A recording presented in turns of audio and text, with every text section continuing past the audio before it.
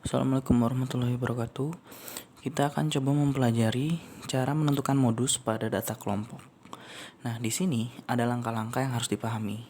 Yang pertama, tentukan kelas modus atau frekuensi terbanyak. Kemudian yang kedua, cari tepi bawah, nilai D1, D2, dan juga nilai I-nya. Dan ini adalah rumus modus yang harus kalian pahami. Sekarang untuk lebih jelasnya, kita perhatikan contoh soal.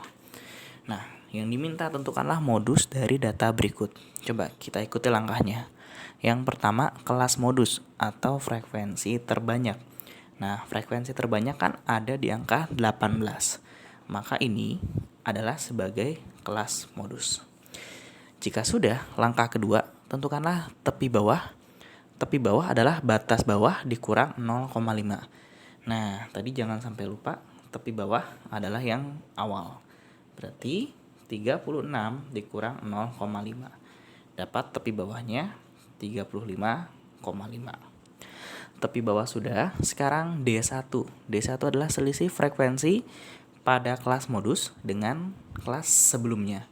Nah, berarti ini 18 kita kurang dengan 12. Jadi D1-nya adalah 6. Kemudian tentukanlah D2.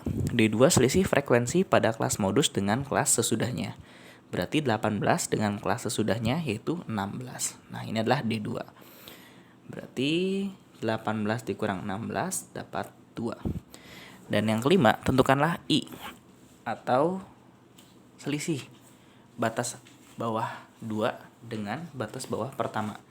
Nah, yang I adalah yang ini. Jadi kita cukup kurangkan saja. 26 dikurang 21, berarti ini adalah 5. Jika sudah, masukkan ke rumus. Tepi bawah sudah ada, masukkan. Ditambah D1 sudah ada, masukkan. Per D1 masukkan kembali. Ditambah D2-nya, yaitu 2. Dikali dengan I-nya, yaitu 5. Nah, cara perhitungannya, kerjakan terlebih dahulu yang di dalam kurung. Setelah itu baru dikali.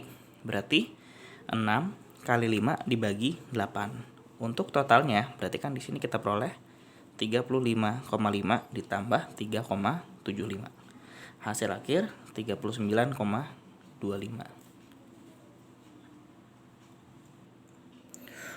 Untuk contoh kedua, di sini yang diminta sama ya, yaitu adalah modusnya. Berarti kan langkah awal tentukan terlebih dahulu kelas modus, yaitu frekuensi terbanyak. Kalau kita lihat frekuensi terbanyak adanya di sini, maka ini kita kotaki dulu. Langkah berikutnya tentukan tepi bawah. Ini sama seperti contoh sebelumnya. Tepi bawah adalah batas bawah, yaitu 49 dikurang 0,5. Berarti tepi bawahnya 48,5. Langkah ketiga D1. Berarti D1 adalah selisih frekuensi pada kelas modus dengan kelas sebelum. Nah, berarti D1-nya adalah 12 dikurang 4.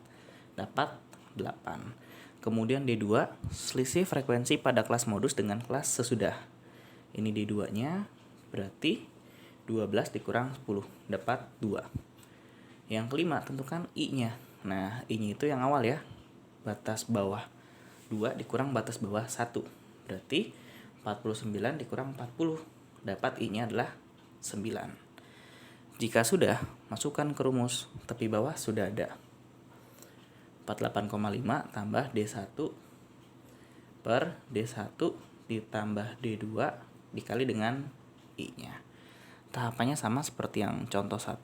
Kerjakan terlebih dahulu yang di dalam kurung. Kemudian baru dikali. Nah, terakhir hasil perkaliannya tinggal ditambah. Yuk kita coba. Berarti 48,5. 8972 dibagi 10, 7,2 sekarang. Terakhir tinggal ditambah dengan 48,5. Berarti 55,7.